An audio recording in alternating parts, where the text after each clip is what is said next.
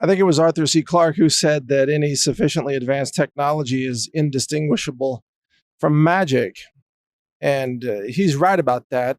Let me give you an interesting example. I've been analyzing alien technology theory recently in preparation for a presentation that I'm going to be giving in Branson, Missouri. I'll explain that in a second. But I've been looking at faster than light drive systems, or FTL drives, and the theory of how they might work and how much energy they would consume and so on. And just as a quick summary, these work by projecting a bubble around your ship, and the bubble warps space-time rather dramatically through the expenditure of a tremendous amount of energy, of course. We're talking antimatter-powered engines.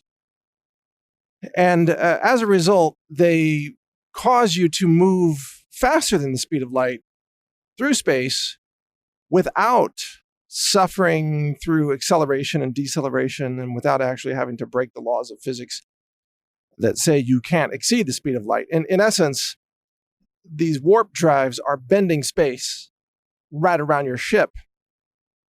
And this has actually been talked quite a lot, talked about by physicists in pop culture today and sometimes in the news media and so on. And I don't recall the name, but there was one physicist who had done an estimate of the amount of antimatter that it would take to project a warp bubble around a ship that could move the ship at 10 times the speed of light, or what we call 10C. And that came out to 200 kilograms of antimatter.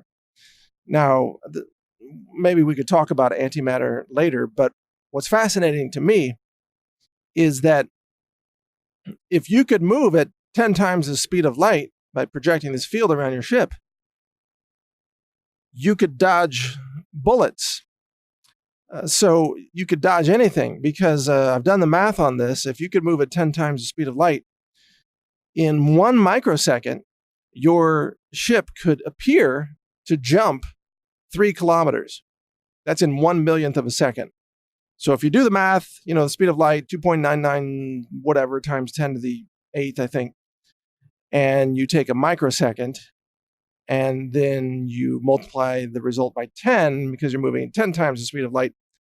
I think if you check my math, it comes out to 3 kilometers in 1/millionth of a second. So if there's an alien ship, let's say, that's in battle with another alien ship, or maybe it's just flying around in the sky, and you see it just blip out, just disappear, and then there's a ship that appears somewhere else, 3 kilometers away. To us, to the human eye, it would appear instantaneous, even though the ship has actually moved 3 kilometers in 1 microsecond by bending space-time, by projecting this warp bubble around the ship using a tremendous amount of energy. Thus, it would appear to us that a ship has teleported. So teleportation is how we would perceive it. That's the observation of what's happening. But teleportation is not possible. I mean, not of large ships. I mean, maybe you could teleport electrons, spin states of quantum mechanics and qubits and things, but we're talking about spaceships with beings on them, and cargo, whatever. How could an entire spaceship teleport? Well, it can't. It's actually moving by warping space-time around it, expending all this energy, and moving 3 kilometers in 1 microsecond. So this is why the US military can't shoot down alien spacecraft, because the spacecraft can always blip out and blip back in. They can appear to teleport. And this has been reported by many observers in the military and elsewhere on the ground and so on over the years. A lot of this kind of description, like, oh, it vanished, it was here and then it was gone. And there was nothing there. And then all of a sudden it appeared. And all of these things are explainable when you understand warp drives. So even if you're moving at the speed of light, not even 10 times the speed of light, but the speed of light itself, then in 1 microsecond, you could move 300 meters. Right? Is that right? Yeah, 300 meters. So 300 meters is a lot, 3 football field lengths. You can move that far in 1 microsecond by moving at the speed of light. That's how far light travels in 1 microsecond. And of course, it takes a tremendous amount of energy to do this. And it requires advanced alien technology. Obviously, we don't have this technology in the possession of Earth scientists right now. We don't have that tech. But there are obviously civilizations that are millions of years more advanced than we are, and that have had all of this time to develop advanced technology that appears indistinguishable from magic to us.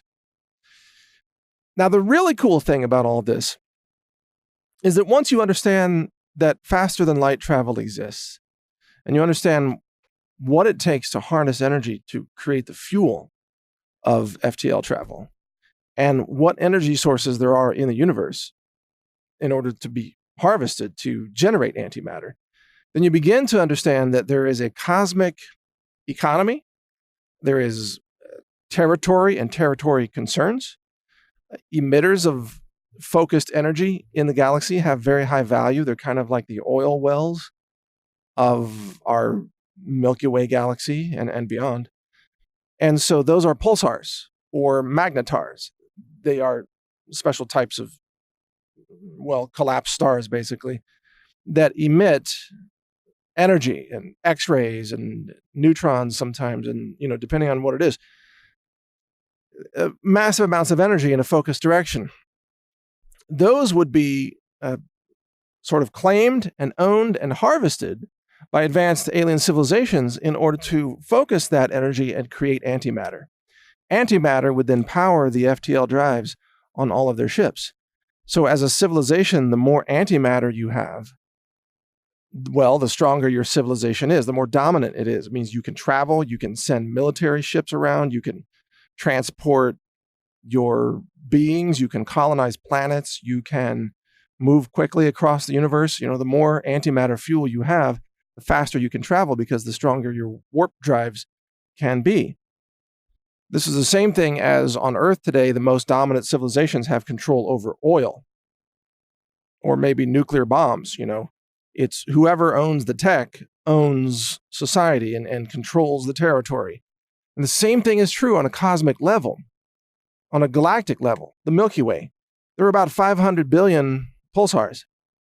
Every one of those stars is a fuel source to generate antimatter that propels spacecraft at faster than light speeds and can also cause them to appear to teleport.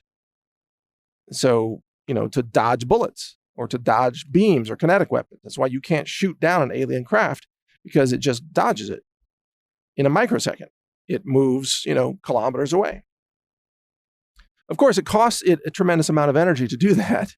So that's why they need all this energy. They need really collapsed stars, have to be harvested to create antimatter, which can only be created really synthetically in, very exotic conditions. You could create antimatter, you could harvest it by the kilogram. It would be very expensive to make unless you could tap into all this free energy of collapsing stars. So I've got a presentation coming up at the Gen 6 conference, and I'm going to be explaining all this and covering exotic technology, alien tech, and also exobiological economics.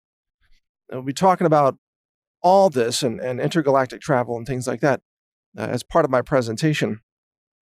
And you can attend in person. I think it's 95% sold out. It's September 12th in Branson, Missouri. Tickets are available at gen6.com. That's Gen, like Genesis, Gen6, S-I-X. Gen6.com. You can also get live streaming tickets to watch the presentation as well as watch the other presenters who are there all weekend. I'm not the only presenter. And you could also, after the fact, you can purchase DVDs, I think, of the whole event. I'm not compensated for any of the tickets, by the way. I'm just letting you know if you want to watch all this, it's going to be really fascinating. So it begins Friday night. I think it's September 13th. Yes, Friday the 13th.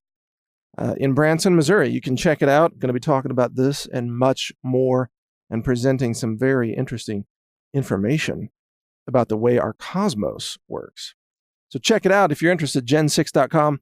This is Mike Adams here, the Health Ranger, and keep reading my websites, naturalnews.com and even science.news.